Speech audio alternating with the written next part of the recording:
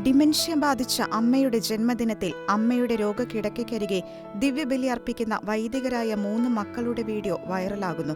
Father Silvo, father Sergio, father Silvano എന്നീ 3 വൈദികരാണ് അമ്മയ്ക്ക് വേണ്ടി മുറിയിൽ ബലിവേദിയൊരുക്കി ഒരുമിച്ച് ദിവ്യബലി അർപ്പിച്ചത്.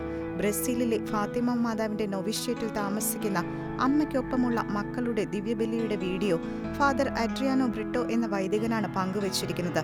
ഈ 3 സഹോദര വൈദികരുടെ 87 വയസ്സുള്ള അമ്മ ഡോണ ഇനസ് ഡിമെൻഷ്യ ബാധിച്ച് പൂർണ്ണമായും അബോധാവസ്ഥയിലാണ്. പുരോഹിതരായ 3 മക്കൾ വളരെയധികം സ്നേഹത്തോടെയും സമർപ്പണത്തോടെയും കരുതലോടെയും തങ്ങളുടെ അമ്മയെ ആത്മീയമായും ഭൗതികമായും പരിചരിക്കുന്നതിൽ മത്സരിക്കുകയാണ്. എല്ലാ ദിവസവും അമ്മയ്ക്കൊപ്പം പ്രാർത്ഥിക്കുന്ന വൈദികരുടെയും അമ്മയുടെയും വീഡിയോ മനോഹരവും ഹൃദയസ്പർശിയുമായി പ്രചോദനം പകരുകയാണ്.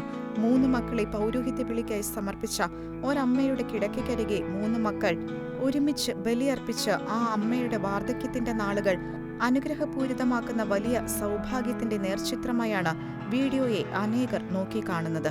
International desk, Shekinah news.